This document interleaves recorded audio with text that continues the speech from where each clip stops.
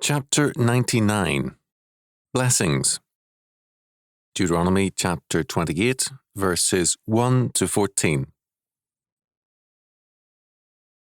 And it shall come to pass, if thou shalt hearken diligently unto the voice of the Lord thy God, to observe to do all his commandments which I command thee this day, that the Lord thy God will set thee on high above all nations of the earth.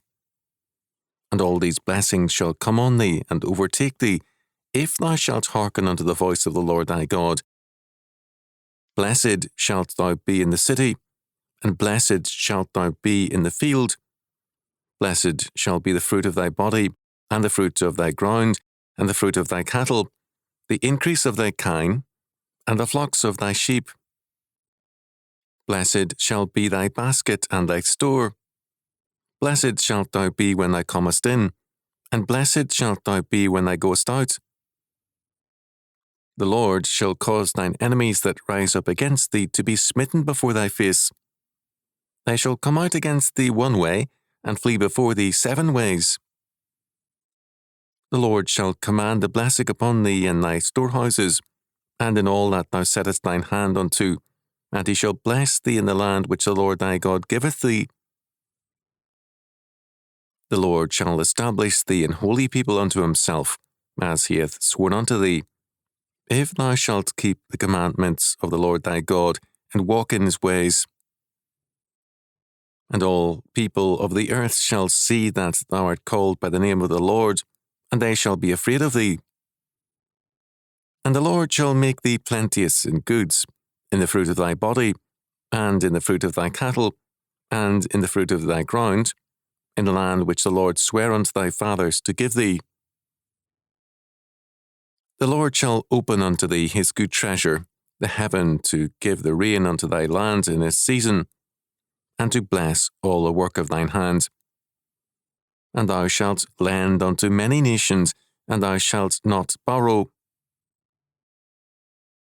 And the Lord shall make thee the head and not the tail, and thou shalt be above only, and thou shalt not be beneath, if that thou hearken unto the commandments of the Lord thy God, which I command thee this day, to observe and to do them.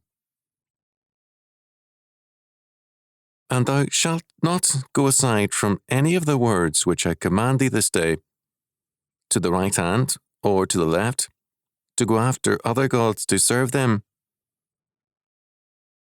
Deuteronomy chapter 28, verses 1 to 14.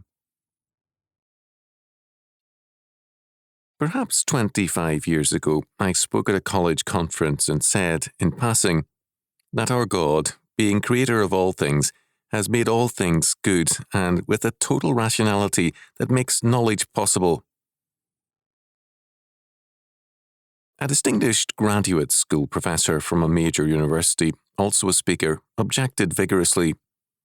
For him, the fundamental intellectual premise was the insistence that only a thin edge of rationality existed, and that in the mind of man. To insist on total rationality from God was to threaten the premise of modernity and the university. This is still the basic issue. An impersonal universe, one without God, can neither bless nor curse. It is then a world without intelligent nor moral consequences. This chapter was once basic to the oath of office.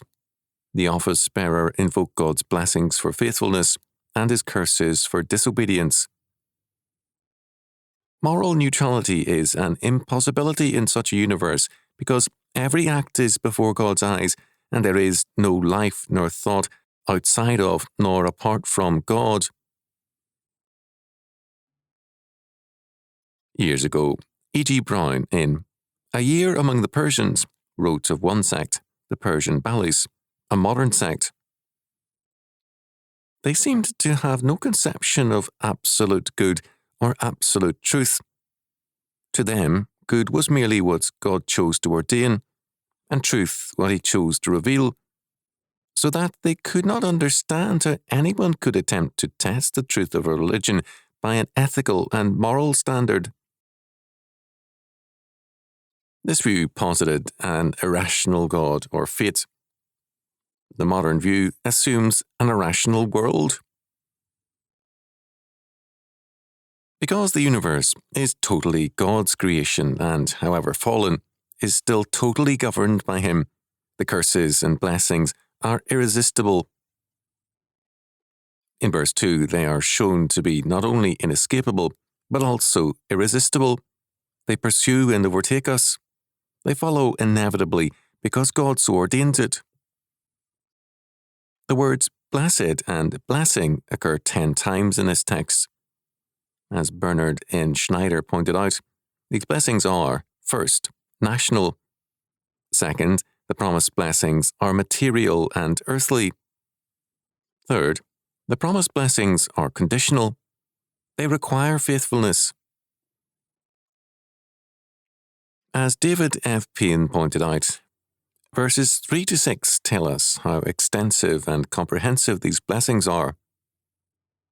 They cover the city and the countryside, all human activities in war and peace, and they promise universal fertility. In verse 7, victory against enemies is declared. There will be battle, but victory is assured. The nations will be afraid of the godly nation. Verse 10, if they keep God's commandments. Verse 9, all their activities will be blessed. Verse 8. Again, in verses 11 to 12, fertility in every area is promised to the nation. The weather shall be favorable, not destructive, and the wealth will be such that they will be a lending, not a borrowing nation. They shall be a commanding nation. Verse 13. All these blessings will overtake them if they faithfully adhere to God's sanctifying law. Verse 14. Not to do so is to serve other gods, we are told. These verses are part of a legal treaty, a covenant. God promises to be their covenant Lord and protector if they will keep His covenant law. The blessings of God cover and enhance all of life. The choice before the people and us is between life and death, between the sovereignty of God or the pretended sovereignty of men and nations. The doctrine of the covenant tells us that there is no life outside of God. He created all things and governs all things absolutely. The covenant is neglected by the modern church because it believes, however faithful it often claims to be, that man's choice is final. This makes God a personal option. Man supposedly chooses God, not God man. The Bible is a covenantal book. It does not present itself as an option for us, but as a mandate.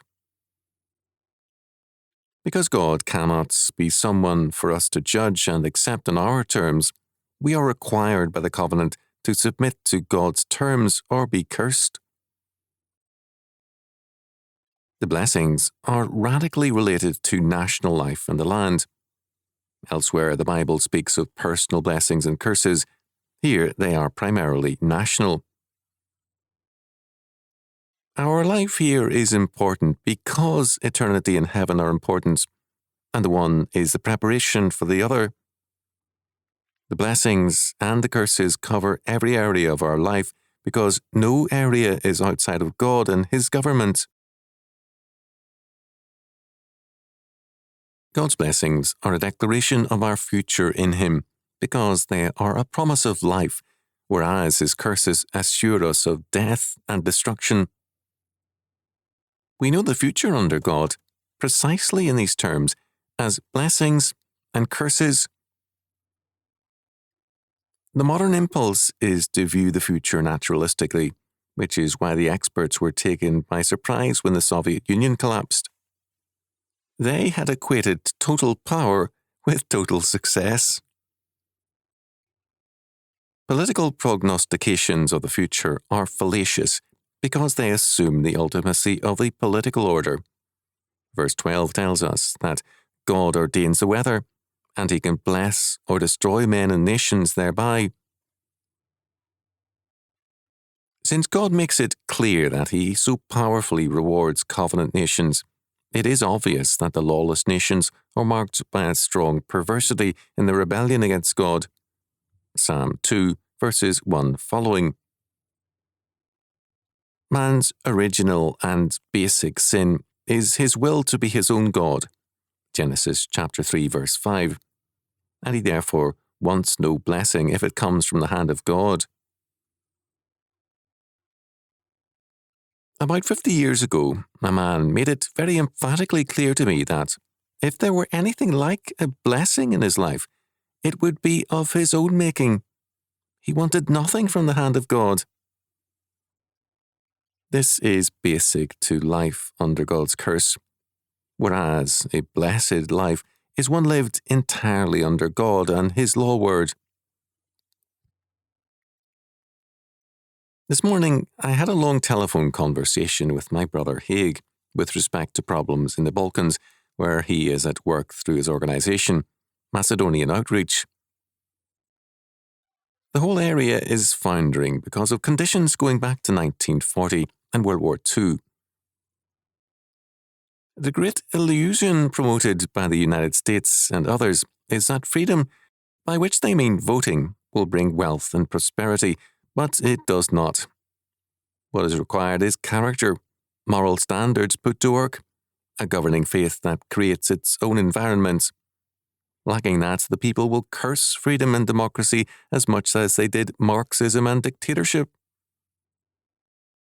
Freedom is a relative good. Freedom can have an evil use as well as a good one. The faith and morality of a people determine their use of freedom